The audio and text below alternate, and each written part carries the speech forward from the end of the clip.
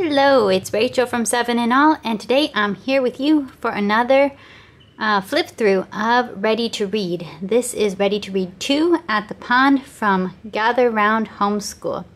This is another new release, and I realize I've had a lot of flip through videos recently, and this is because several books in the Letters and Numbers and Ready to Read series released pretty close together. That doesn't usually happen. But I've ended up filming a couple of these pretty close together right now. So this is At the Pond, Ready to Read 2. This is designed to be used immediately following Burrows and Holes, Ready to Read 1. And this is covering, in the phonics portion, consonant, vowel, consonant words in word families.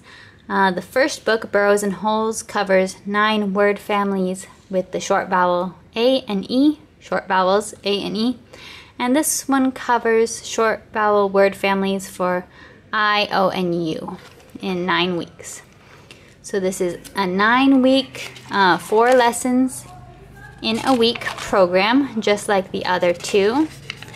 It's a similar, always format here at the beginning with all the scope and sequence, lots of information that you can read through as you're getting started. And spend time with that, and then here we can see the setup. Now the Ponds book setup is slightly different to Burrows and Holes, as in it doesn't really just have kind of 2 topics for 2 days and 2 days in each week.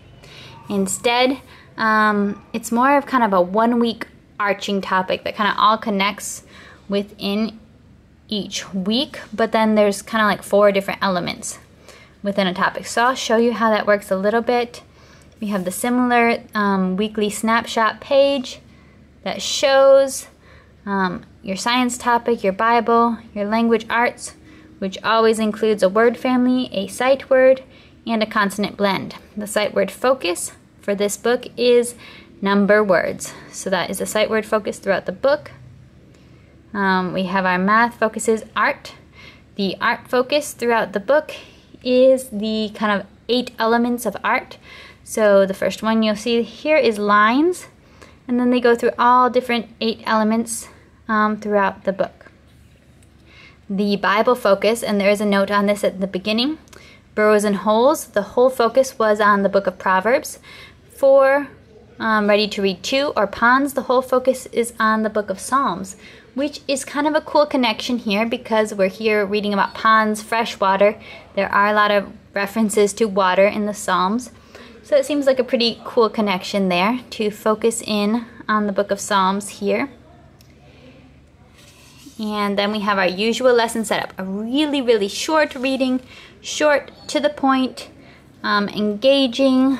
There's lots of questions, kind of even within the reading, to kind of spark your kids' imagination, spark them thinking. How often do you use water each day?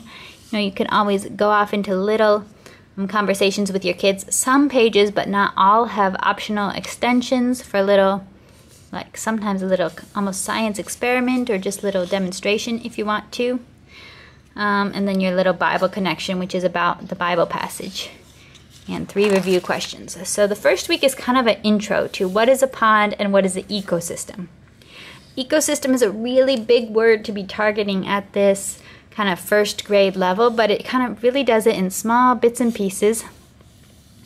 An ecosystem is a community made up of everything, both living and non-living things that exist together in one area. We've got producers, consumers, decomposers. Again, especially at the beginning, this seems like a really big topic to be introducing, but it's just something that is kind of reiterated all throughout as you're learning about different animals and their kind of roles in the ecosystem. It keeps being brought up again and again. Is it a consumer or producer or decomposer? And then we have the Let's Review at the end of each week with a prayer, an activity, which is usually a very kinesthetic activity for those who are into the kinesthetic activities, and 3 little review questions. And the next week we have a new theme, and this one is related to basically the big overarching theme is fish. So start talking about fish characteristics. We talk a little bit about some specific fish, smallmouth and largemouth bass. Then water striders. And the job of fish. what's their job in the ecosystem?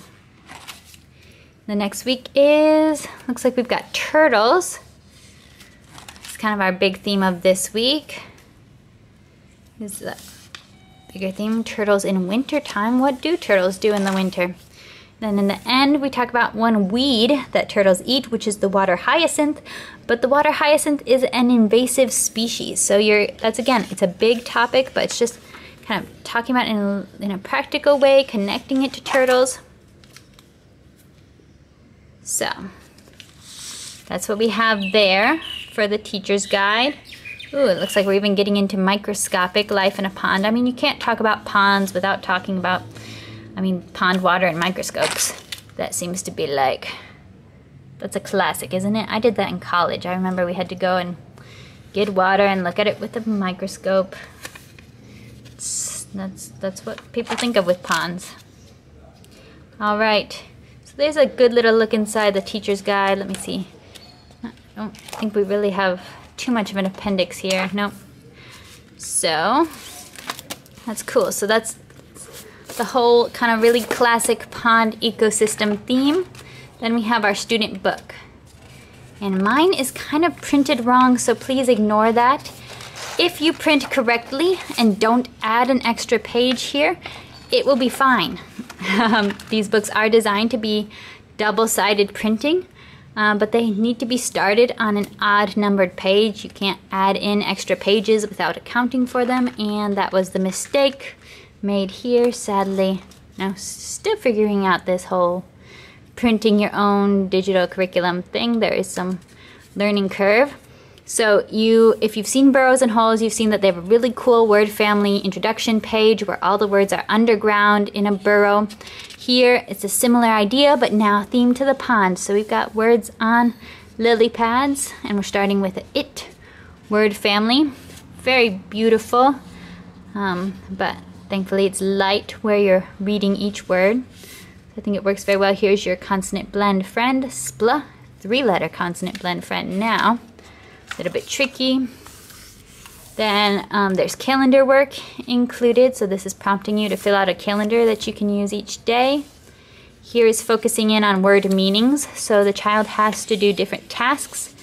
They have to find the word that means something or fits in a certain sentence, and they do different tasks related to that. This is our intro to the book of Psalms. And of course referencing Psalm 1 here, just a general introduction to it. And a little fun fact, Psalms begins with the letter P, but we don't hear the P sound in the word. That's an interesting thing to notice. Got some very simple story problems of adding to make 10. Little flip book here.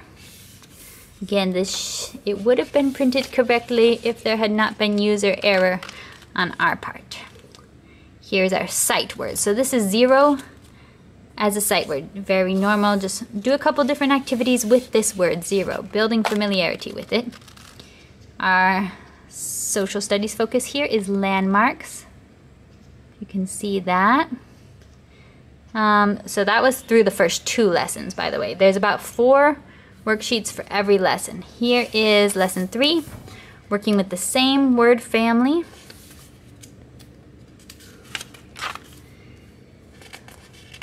And here, science, living and non-living. So this is connected to what they were reading about, that an ecosystem is all the living and non-living things in an area. Okay, yeah, it's mentioning that in the instructions. Then we have an optional extension activity. Go for a walk around your home. Decide what things are living, what things are non-living, even inside your home. Pairs that make 10. And the mini books that you get to make. So this is the little reader that you make at the end of the week to learn about the it word family. And the words in black are the words that the child technically hasn't been taught yet. All the words in blue have been covered either in Burrows and Holes or in this book so far. It's kind of meant to be a cooperative reading type of reader. If you've seen those before that are so it's trying to like tell a whole story, but then some words, unless your child does know some words from other reading practice. Some words definitely the parent is going to need to read. Here we've got some adding practice, journaling in dictation style. So the goal here is you're prompting your child to tell you a story or to tell you something, do some journaling, but you are actually writing for them, and they get to draw a picture. And this is the first art intro, so they describe what you're supposed to do with lines, and there's an extension activity. You can look at pictures of art on the internet that use lines in interesting ways. You got a new word family. One of the applied math concepts being introduced in Ready to Read is time. So it's really starting in a very gentle way, bringing in seconds, minutes, and hours.